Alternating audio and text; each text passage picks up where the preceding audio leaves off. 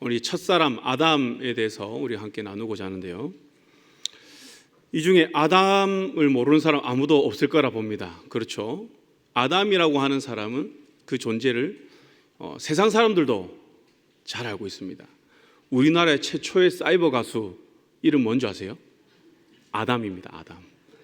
네.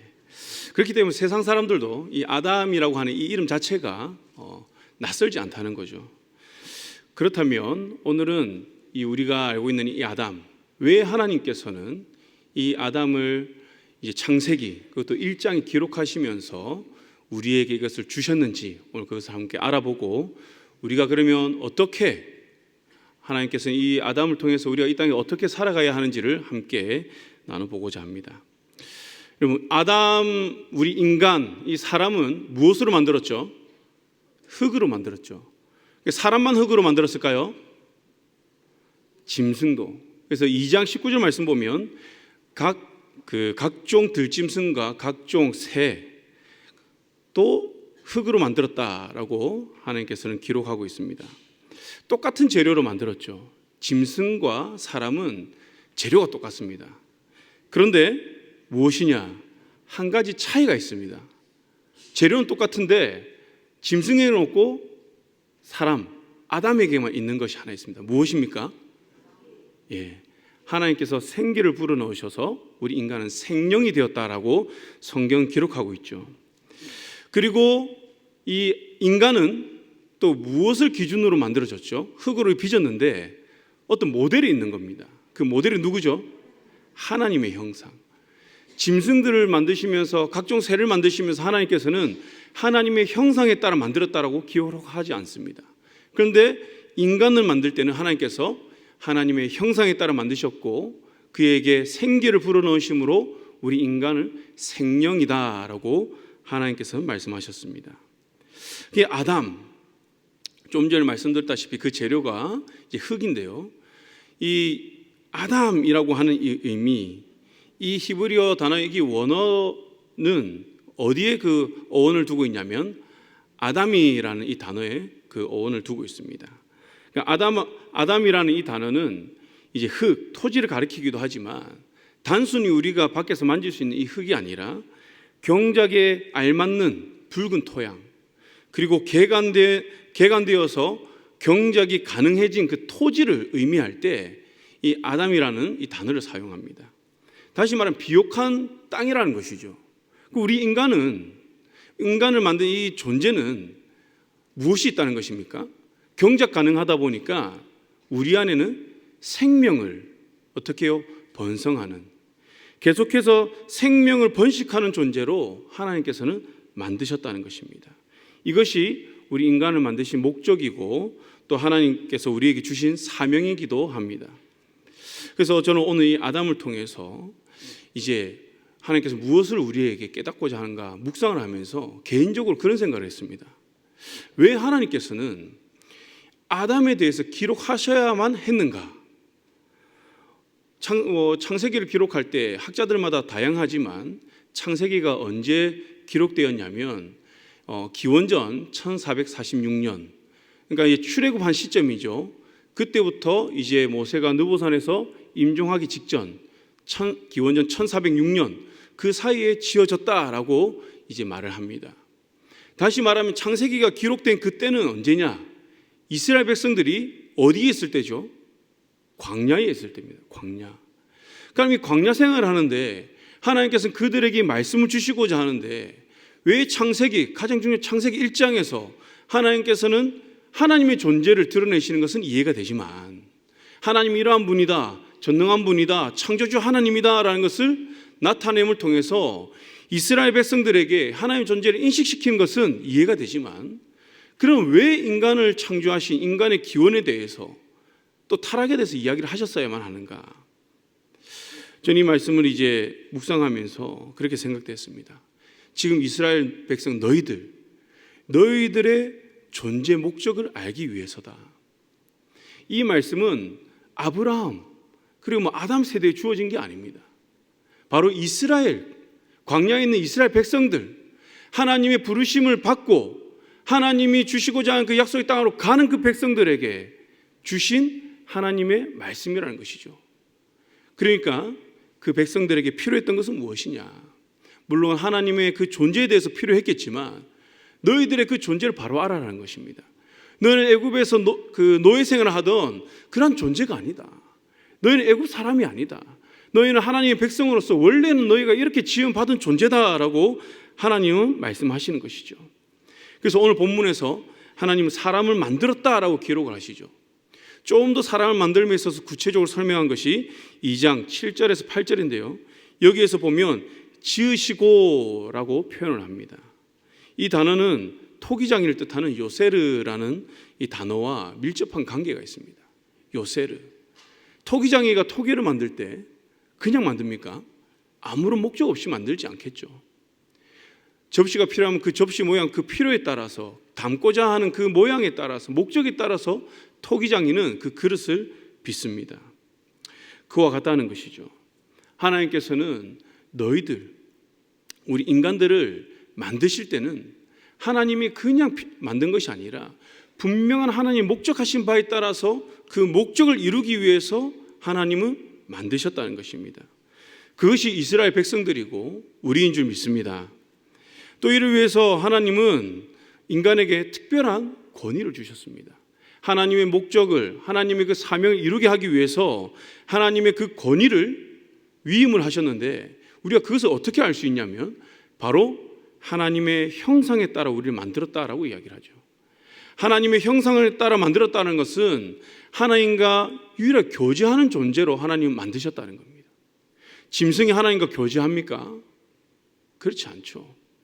하나님의 통치 아래에서 통치를 받지만 우리 인간은 하나님께 통치받는 존재임과 동시에 하나님과 교제하는 존재입니다. 하나님의 형상을 입은 줄 알았어 우리는 하나님의 뜻에 따라 순종할 수 있고 한 인격체로서 우리가 하나님을 알아갈 수 있는 그 지혜가 우리에게 있는 것이죠. 하나님과 교제함을 통해서 그 하나님을 사랑하고 열망하는 마음을 우리 인간은 품을 수가 있습니다. 또 하나님을 우리가 사랑함으로써 어떻게 해요? 그 뜻에 따라 내가 결정하고 결단하면서 의지적으로 우리가 순종할 수 있다는 것이죠. 더 나아가 하나님은 우리 인간에게 무엇을 주셨냐면 땅을 다스리는 그런 권세를 주셨습니다. 하나님의 주권을 공유해 주신 것이죠. 우리 인간에게 통치권을 주셨다는 것입니다. 이를 잘 보여주는 것이 2장 19절 말씀인데 우리 함께 읽어보겠습니다. 시작. 여호와 하나님이 흙으로 각종 들짐승과 공중의 각종 새를 지으시고 아담이 무엇이라고 부르나 보시려고 그것들을 그에게로 이끌어 가시니 아담이 각 생물을 부르는 것이 곧 그 이름이 되었더라. 아멘. 여러분 아시다시피 우리가 이름을 짓는다는 것은 단순히 그 호칭을 짓는다 이런 개념이 아니죠. 이름을 짓는다는 것은 그 내가 이름 짓는 그 존재에 대해서 내가 주권을 가지고 그 존재에 대한 지배권을 내가 가진다라는 의미가 있습니다. 그래서 다니엘에서 보면요, 이 다니엘이 바벨론 포로로 끌려가죠. 그리고 거기서 이루어지는 것이 무엇입니까? 이름을 다 바꿉니다. 바벨론식으로. 그것처럼 이 이름을 지음을 통해서 그 존재에 대한 지배권, 그 주권을 가져오는 것이죠. 하나님께서 첫사람 아담에게 이것을 주신 것입니다. 유일하게 하나님만이 통치자이시고 하나님만이 우주 만물의 주권자이심에도 불구하고 하나님이 인간을 만드시고 그 인간에게 하나님이 그 통치권과 주권을 위임해 주셨다는 것이죠. 이를 정리하면 하나님께서 아담을 통해서 창조주 하나님에 대해서 알게 하시며 인간 창조의 목적을 알게 하시는 것입니다. 그리고 지금 출애굽한 그 백성들에게 애굽의 수많은 피조물들 있죠. 애굽은 우상 숭배하는 그런 나라잖아요. 그 많은 우상들이 무엇이냐? 신이 아니라 바로 피조물이다. 너희가 통치하고 너희가 다스리는 너희가 주권을 가지고 그들을 통제하는 피조물이다라는 것을 깨닫게 하시는 거예요.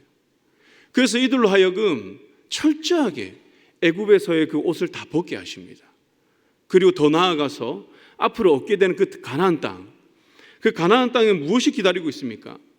힘센 족속들도 기다리고 있지만 그곳에는 많은 이방 신들이 있습니다. 우상들이 있습니다. 그 우상들 또한 너희가 마주하게 될 텐데 그 우상들 또한 한낱 피조물에 불과하다. 너희가 그들의 지배당하는 존재가 아니라 너희는 그들을 지배하는 존재이다. 너희는 하나님을 닮은 하나님의 형상을 닮은 자이다라는 것을 하나님은 깨닫게 하시는 것이죠. 약속의 땅에는 결코 평안함이 기다리고 있지 않습니다. 하나님이 우리에게 뭔가 약속을 하셨습니다. 저에게도 목회자로서의 그 길을 약속하셨습니다. 평안합니까? 네, 저는 평안하다고 생각을 합니다. 근데 살아가다 보면 때로 어려운 일도 있잖아요. 원치 않는 일을 겪기도 하잖아요. 우리 모든 인생이 그렇다는 것이죠. 하나님의 부름을 받았지만, 하나님이 약속을 하셨지만 그 약속의 땅으로 가는 그 과정 가운데 또 그 약속의 땅에 들어갔을 때 그냥 평안함만 기다리고 있는 게 아니에요.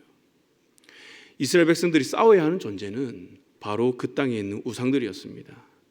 물론 눈에 보이는 그 족속들과 육적인 전쟁을 해야겠죠. 그러나 우리가 아시다시피 고대 전쟁은 신과 신들의 전쟁이잖아요.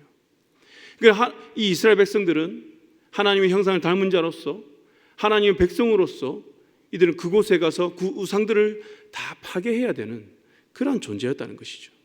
그래서 하나님은 이스라엘 백성들을 이끌어내시고 어떻게 해요? 이들을 하나님 나라를 세울 군대로 하나님 만들어 가셨다라고 말씀하고 있습니다. 그래서 지금 이스라엘 백성들에게는 무엇이 필요하느냐? 하나님을 신뢰하는 그 믿음으로 무장이 되어야 되는 거예요. 이들이 무장되었을 때 가나안에 들어가게 되는 것입니다. 하나님은 타락한 땅을 다시 하나님이 보시기 좋았던 토브, 보시기에 심히 좋았더라. 그 땅으로 회복하기를 원하시는데 그것을 누굴 통해서 회복시키고자 합니까? 바로 이스라엘 백성들. 지금으로 말하면 바로 우리, 예수 믿는 우리를 통해서 이 타락한 세상을 하나님의 그 선한 그 토부의 세상으로 만들어 가기를 원하신다는 것이죠. 그렇게 이들은 아담으로서 세상에 있으나 세상에 속한 자가 아니라 인간으로 살아가는 것이 아니라 하나님 나라 속한 자로서 그들은 살아가야 한다. 하나님께서는 그것을 위해 광야길을 허락하신 것이죠. 이 시대를 사는 우리도 마찬가지입니다. 왜 우리를 예수 믿게 하셨고 왜 우리를 구원하셨습니까? 왜 창세기 1장을 지금 우리에게 주시면서 인간의 기원에 대해서 깨닫게 하시고 왜 하나님께서는 하나님이 인간을 만드신 그 목적과 뜻을 우리를 통하여 알게 하십니까? 바로 하나님의 선하신 일을 하게 하기 위함입니다. 에베소서 말씀이 나오죠. 에베소서 2장 10절에 보면 선한 일을 위하여 지음을 받았다. 우리는 선한 일을 위해서 지음받은 존재입니다. 나의 뜻, 세상의 뜻, 내 뜻대로 살아가기 위한 것이 아니라 세상이 보기 좋은 모습으로 살아가는 것이 아니라 하나님의 선한 뜻을 이루기 위해서 우리는 지음받았고 그것을 위해 오늘도 살아가야 되는 줄 믿습니다. 그래서 이 선한 일, 타락 전에 그런 하나님의 창조의 모습을 우리는 이 세상에서 회복시켜야 되는 그런 사명을 가졌다는 것이죠. 이것이 저와 여러분들이 예수를 믿는 이유이기도 합니다. 하나님은 이를 위해서 예수 그리스도 이 땅에 보내주셨고 예수 그리스도를 통해서 또 인간의 존재와 그 목적을 회복하게 하신다는 것이죠. 그러므로 인간은 하나님 주신 모든 것을 가지고 어떻게 해야 됩니까? 하나님을 섬기고 하나님께 순종하며 하나님을 영화롭게 해야 될 책임이 있는 것입니다. 이 세상에 있는 모든 것을 통해서 우리는 나 자신을 위해 살아가는 것이 아니라 하나님을 섬기고 하나님께 순종하고 이 모든 것들을 통해서 하나님 영화롭게 하는 것입니다. 나의 직업을 위해, 내 직업을 통해서, 내 가정을 통해서, 내 자신으로 내가 무엇을 먹든지 마시든지 무엇을 위해서요? 하나님의 영광을 위해서 우리 이 땅을 살아가야 되는 존재라는 것이죠. 이스라엘 백성들이 가나안을 정복하듯이 하나님의 형상을 회복한 하나님의 백성은 복음으로 이 세상을 변화시켜 가야 될 줄 믿습니다. 마태복음 5장에서 그렇게 이야기를 하죠. 우리는 어떠한 존재다? 빛과 소금과 같은 존재라는 겁니다. 어두운 세상에 빛을 발하는 존재로서 우리는 살아가야 될 줄 믿습니다. 저와 우리 모든 성도님들도 하나님의 형상을 회복한 존재로서 살아가시길 축복합니다. 그렇다면 이제 우리가 아담으로 살아가야 하는데 어떻게 하나님의 뜻을 이루는 사명자로 살아갈 수 있을까? 우리에게 가장 필요한 것이 무엇일까? 무엇일까요? 서두에서 말씀드렸습니다. 2장 7절에 우리가 흙으로 지음받았지만 하나님은 생기를 우리에게 불어넣으셨다고 했죠. 생기, 이건 짐승과 철저히 구분 지어지는 그런 부분입니다. 이 생기라는 의미는 숨이기도 하고 하나님의 영을 뜻하기도 합니다. 하나님의 영은 곧 오늘 본문에서 말하는 하나님의 형상을 나타내는 핵심입니다. 흙으로 지은 것을 가지고 하나님의 형상이라고 하지 않습니다. 우리의 모습을 이게 흙으로 만들었다, 하나님의 형상을 닮았다, 외적인 것을 이야기하지 않는다는 것이죠. 내적인 부분, 그 영적인 존재, 바로 생기가 있는 존재로 하나님 만드셨다는 것입니다. 그래서 우리는 그 하나님의 영을 받은 자로서, 하나님의 그 숨을 이어받은 자로서, 하나님과 같이 호흡하는 자로서 우리는 이 땅에서 생명으로 살아간다는 것입니다. 즉 인간이 인간됨은 하나님의 영이 우리 안에 주어질 때 가능한 것이죠. 하나님의 영이 우리에게 있지 않으면 어떻게 될까요? 짐승과 별반 다를 것이 없는 겁니다. 인간의 기능을 하지 못하는 죽은 자라는 것이죠. 이로써 하나님은 광야에 있는 이스라엘에게 너희가 나의 백성이 되기 위해서는 나와 함께 호흡해야 한다는 것을 깨닫게 하십니다. 너희가 이 길을 감에 있어서 너희가 그냥 너희 삶의 환경에 급급하여서 너희가 그 목적지만 두고 가는 것이 아니라 이 광야에서부터 어떻게 나와 함께 호흡하면서 나의 영으로 충만하여서 너희가 살아가야 된다. 이것을 위해서 하나님은 광야를 허락하신 것이죠. 그리고 이는 가나안을 정복하여 하나님 나라 세움에 있어서 어떻게 너희 능력이 아니라 바로 나의 능력으로, 너희가 정복할 것이 아니라 너희가 순종하면, 너희가 나와 함께 호흡한다면 내가 이기게 할 것이다, 내가 세울 것이다 라는 것을 하나님은 말씀하고 있는 것입니다. 이를 증명하는 가장 첫 번째 역사가 무엇입니까? 가나안 전쟁의 첫 번째 전쟁, 바로 여리고를 무너뜨리는 것입니다. 여리고를 무너뜨림에 있어서 이스라엘 백성들이 한 것이 무엇이 있습니까? 무엇을 했습니까? 총칼을 들고 싸운 것도 아니고 그냥 하나님 말씀에 순종한 것입니다. 하나님과 함께 호흡한 것입니다. 하나님이 함께 하라고 하는 그것만 한 것입니다. 하나님께 순종했더니 누가 싸우십니까? 하나님이 싸우시는 거예요. 물론 창세기에는 하나님의 형상을 닮은 인간이 죄로 인해서 타락했다는 것을 기록하고 있습니다. 그런데 그 타락의 원인이 무엇입니까? 어떤 열매를 먹어서 그럴까요? 아니죠. 타락한 진짜 이유는 무엇이냐면 명령한 나무의 열매를 먹었기 때문에, 먹지 말라고 명령한 나무의 열매, 그러니까 하나님의 명령을 거역했기 때문에 그 불순종이 타락의 원인이고 성경은 이것을 죄다라고 이야기를 하는 것입니다. 인간은 죄로 인해서 훼손된 하나님의 형상이 되어버렸어요. 그래서 인간은 타락 후에 창조자와 파괴자, 주권자와 노예가 섞인 이상한 그 혼합체가 되어버렸습니다. 그래서 때로는 우리가 성령 충만하여서 하나님의 은혜를 받은 자로 살아가기도 하지만 우리가 심심치 않게 이 세상에 나가서 살다 보니 나도 모르는 사이에 돌불에 걸려 넘어져서 다시 영적으로 막 추락도 하기도 하죠. 왔다 갔다 하는 것입니다. 그래서 하나님이 주신 선물들을 어떻게요? 잘못된 목적으로, 잘못된 방법으로 많이 사용을 합니다. 그 중에 우리가 이해하기 쉬운 게 무엇이 있을까요? 바로 물질이죠. 물질이 결코 나쁜 게 아니잖아요.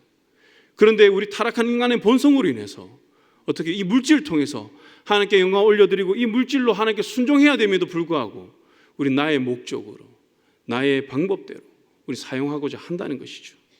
물질뿐만 아니라 나의 삶, 나의 시간, 나의 건강, 이 모든 것들을 우리가 통칭할 수 있을 것입니다. 그래서 우리는 타락하여서 어떻게 됐냐? 부끄러워해야 될 것을 부끄러워하지 않고 부끄러워하지 말아야 할 것을 부끄러워한다는 것이죠. 그것이 어떻게 해요? 이 선악과를 먹음과 동시에 이 아담과 하와가 자기의 벗은 모습을 보고 부끄러워 가리죠. 하나님의 형상을 따라 지음받은 그 모습 그대로 어떻게 해요? 하나님 아름답다 하였지만, 선하다 하였지만 그들도 이전에는 그렇게 여기고 이 선한 것을 받아들였지만 이제 죄를 범함으로 하나님의 창조의 모습이 아름답지가 않은 겁니다. 부끄러운 게 되는 겁니다. 그리고 하나님이 부르실 때 어떻게 해요? 그게 숨어버리죠. 이전에는 하나님의 부르심이 그렇게 너무 좋았습니다. 하나님과 교제하는 게 너무 좋았습니다. 그런데 하나님의 부르심이 그들에게 두려움이 되었습니다. 3장 10절에서 그들의 심리를 잘 이야기를 하고 있죠. 하나님과의 관계가 훼손되니 두려움이 찾아온 것이죠. 두려움이라고 하는 것은 우리가 가만히 보면 하나님과의 그 관계에서 오는 그 심리적 상태라고 우리가 볼 수가 있습니다. 이제 과학자들은 그렇게 이야기를 하죠. 어둠을 정의할 때 빛이 없는 상태다라고 이야기를 하죠. 어둠이라고 하는 것은 존재가 없는 것입니다. 어둠을 정의하지 않습니다. 어둠의 정의는 빛을 통해서 정의를 한다는 것이죠. 저는 두려움도 그렇다고 봅니다. 내가 가지고 있는 그 두려움, 첫사람 아담에게는 두려움이 없었습니다. 그런데 언제 두려움이 찾아왔습니까? 하나님과의 관계가 깨어지니, 훼손되니 그때 찾아온 것이죠. 이런 인간의 삶은 창세기 5장에서 아담의 계보를 통해서 보여줍니다. 아담이 자기 모양, 자기 형상과 같은 아들을 낳고라고 합니다. 그래서 우리는 다 아담을 닮은 형상입니다. 그런데 이 아들을 낳았는데 어떻게 됩니까? 언제 죽었다. 또 낳고 언제 죽었다. 다시 말하면 죽음의 역사가 반복된다는 것이죠. 그러나 하나님께서는 이들을 긍휼히 여기셔서 다시 하나님의 형상을 회복하는 길을 주셨습니다. 그 방법을 그 족보 가운데 누굴 통해서 말씀하시느냐? 에녹을 통해서 말씀하시죠. 에녹은 어떻게 해요? 하나님과 동행하였다. 그래서 죽음을 보지 않았던 것이죠. 이를 다시 우리가 표현하면 에녹은 이 땅에서 하나님과 같이 호흡하였다. 하나님의 형상을 닮은 자로 살았다라고 우리가 볼 수 있을 것 같습니다. 하나님께서는 이를 출애굽한 이스라엘 백성들에게도 그대로 말씀하시는 것입니다. 하나님께서는 이들에게 선악과와 같은 그런 의미로 이들에게 율법을 주셨습니다. 그래서 이들이 진중에 머물 때는 어떻게 합니까? 하나님의 성막이 그 진 가운데에 위치를 합니다. 그 성막 중심으로 사방으로 진을 치게 되어 있는 것이죠. 항상 그들은 하나님의 율법, 하나님의 성막을 보면서 내 존재를 깨닫고 하나님의 존재를 깨닫는 것입니다. 이동할 때는 2000규빗 앞으로 가라고 합니다. 한 약 1km 정도 됩니다. 그 언약궤가 가는 그 성막의 모든 재료가 가는 것을 보면서 그들은 뒤를 따라가는 것이죠. 이것이 동행입니다. 아담은 선악과를 보면서 하나님의 존재를 기억하고 하나님의 말씀과 율법을 기억하고 하나님의 관계를 잊지 않고 하나님의 말씀에 순종하는 삶을 살아감으로 그 피조 세계를 누린 것처럼 우리도 이 땅에서 그걸 누릴 수 있다는 것이죠. 어떻게요? 하나님의 말씀을 우리가 바라보고 기억하고 잊지 않고 지켜가면서 그 말씀에 순종하면서 하나님과 동행하면서 하나님과 함께 숨을 쉬면서 우리는 이 땅에서 피조 세계를 누릴 수 있는 줄 믿습니다. 지금 이스라엘 백성들은 광야뿐 아니라 가나안에서도 항상 이 하나님의 성소, 하나님의 성정 중심으로 삶을 살아가야만 했습니다. 이를 통해서 그들은 그 땅에서 젖과 꿀이 흐르는 그 축복을 누릴 수 있었다는 것이죠. 광야에서는요, 그들이 이렇게 살아감을 통해서 하나님이 그들을 인도하시고 지키시겠다고 약속을 하십니다. 신명기 32장 10절에서 말씀하시죠. 우리 같이 한번 읽어보겠습니다. 시작.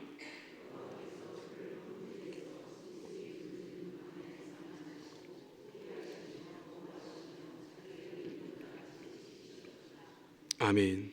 어떻게 해요? 짐승이 부르짖는 광야에서, 황무지에서 만나시고 호위하시고 보호하시고 지키신다고 이야기합니다. 비록 인간이 죄로 인해서 가시덤불과 엉겅퀴를 내는 인생길 우리가 걸어가고 있지만 우리가 하나님과 동행할 때에 하나님과 같이 호흡할 때에 하나님은 그 길 가운데서 우리를 만나시고 호위하시고 보호하시고 지키시는 줄 믿습니다. 그렇게 지금 하나님은 광야길을 걷는 백성에게 지금 우리에게 이 아담의 모습을 통해서 어떻게 우리가 이 인생길을 살아가야 되는지를 보여주고 있는 것이죠. 사도 바울도 그렇게 말합니다. 창세기 2장 7절 인용해서 고린도전서 15장 45절 말씀을 기록하였는데 보면 첫사람 아담은 생령이 되었다라고 하면서 마지막 아담은 살려주는 영이 되었다. 우리는 앞서 말씀드린 것처럼 아담의 형상을 닮아 있습니다. 그래서 우리가 예수 그리스도가 아니고서는 우리는 다 죽을 수밖에 없는 존재죠. 그럼 우리가 마지막 아담, 이 마지막 아담을 통해서 어떻게 우리에게 생명이 주어진 것이죠.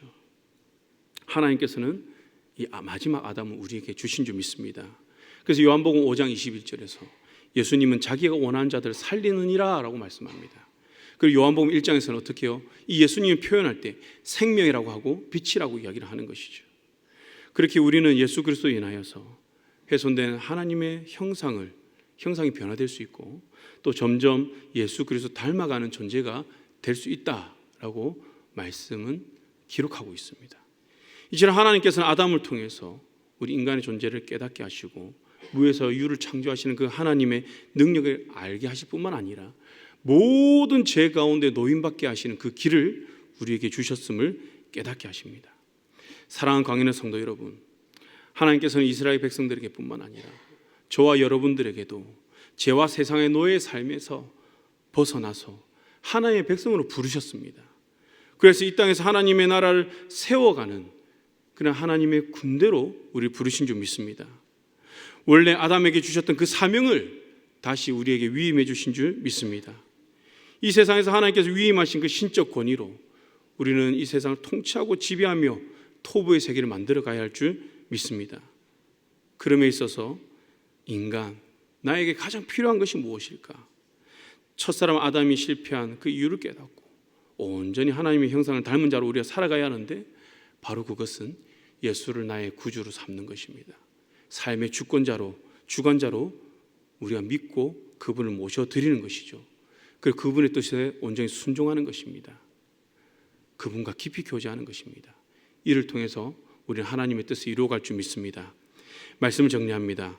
우리는 이 세상에서 주눅 들고 세상을 두려워하고 세상에서 아무런 능력 없는 그냥 종노릇하는 존재로 살아가는 사람들이 아닙니다.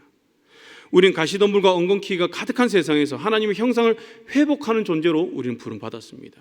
이를 위해서 우리는 먼저 예수 그리스도께 나를 드림으로 생명을 얻고 빛을 회복해야 되는 줄 믿습니다. 그리고 이 빛과 이 생명을 어떻게 해요? 황무지와 이 광야 같은 이 세상에 우리가 밝히 보여줄 수 있어야 된다고 말씀을 하십니다. 그리할 때에 하나님께서는 우리가 이 인생길 가운데 어렵고 힘든 일이 있을지라도 우리를 보호하시고 지키신다고 약속을 하셨습니다. 그래서 저와 우리 모든 광야의 성도님들은 다시 이 아담의 첫사람 아담이 아니라 예수 그리스도 마지막 아담을 통해서 다시 하나님의 형상을 닮은 자로서 그 사명을 회복하고 우리의 이 인생길 가운데 오직 하나님과 함께 숨을 쉬며 하나님과 동행하며 하나님의 형상을 닮은 자로서 그 사명을 이루어 가시기를 주님의 이름으로 축복합니다.